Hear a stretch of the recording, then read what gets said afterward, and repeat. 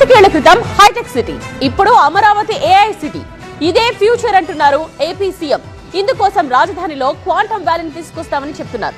భవిష్యత్తును ముందే ఊహించడం తన మార్క్ అంటున్నారు చంద్రబాబు. ఇందుకే క్వాంటమ్ వ్యాలీకి ఎప్పుడు శ్రీకారం చుట్టబోతున్నారు? హార్డ్ వర్క్ కాదు, స్మార్ట్ వర్క్ ముఖ్యమంటున్నారు AP CM Chandrababu. Artificial intelligence ప్రపంచానికి భవిష్యత్ అని చెబుతున్నారు. అగ్రరాజ్యం అమెరికా నుంచి ఆఫ్రికన్ కంట్రీస్ వరకు అన్ని దేశాలను ఇప్పుడు ఏఐ షేక్ చేస్తుంది. ఇదే ఇప్పుడు మనకు భవిష్యత్ అంటున్నారు సీఎం చంద్రబాబు. 25 ఏళ్ల క్రితం హైదరాబాద్ లో హైటెక్ సిటీ నిర్మించాం. ఐటీలో మనమేంటో ప్రపంచానికి చూపామన్నారు. ఇప్పుడు ఏఐతో తెలుగువారి సత్తా ప్రపంచానికి చాటబోతున్నామన్నారు సీఎం. ఇందుకోసం ఈ నెల 30న క్వాంటమ్ వ్యాలీ సదస్సు నిర్వహించబోతున్నామని చెప్పారు.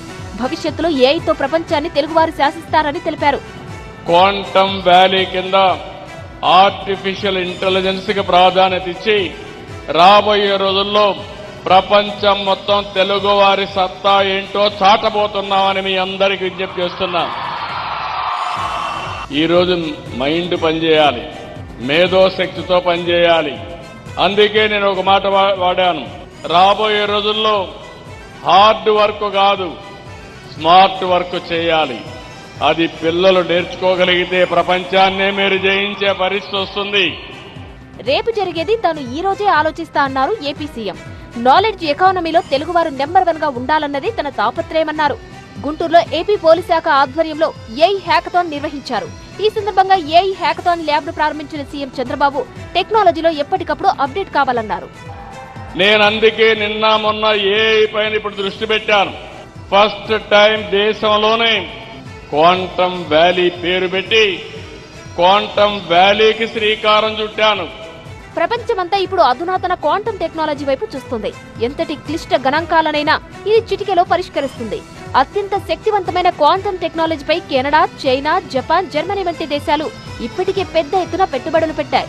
ఈ క్రమంలో టెక్నాలజీ వినియోగంలో ముందుండే సీఎం చంద్రబాబు అమరావతిలో క్వాంటమ్ వ్యాలీ ఏర్పాటు చేయాలని చూస్తున్నారు. మన పరిశోధనను స్పీడప్ చేయడానికి, యువతకు ఉద్యోగ అవకాశాలు కల్పించడానికి, దేశానికి ఉజ్వల భవిష్యత్తు కోసం క్వాంటమ్ టెక్నాలజీ కీలకం కాబోతుంది అంటున్నారు. క్వాంటమ్ రంగంలో స్టార్టప్లు, పరిశోధన కేంద్రాలు, ఇన్నోవేషన్ క్లస్టర్లు ఏర్పాటు కానున్నాయి. భారత్ ను సాంకేతిక రంగంలో ప్రపంచ స్థాయిలో నిలబెట్టాలన్న ఉద్దేశంతో కేంద్రం 2023లో క్వాంటమ్ మిషన్ ను ఆరంభించింది. ఇందుకోసం 6,000 కోట్లు కేటాయించింది.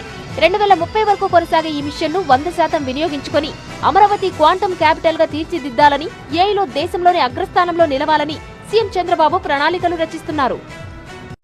విశాఖలో భారీగా పెట్టుబడుల విస్తరణకు శ్రీకారం చుడుతున్నట్లు దిగ్గజ ఐటీ సంస్థ కాగ్నిజెంట్ ప్రకటించింది.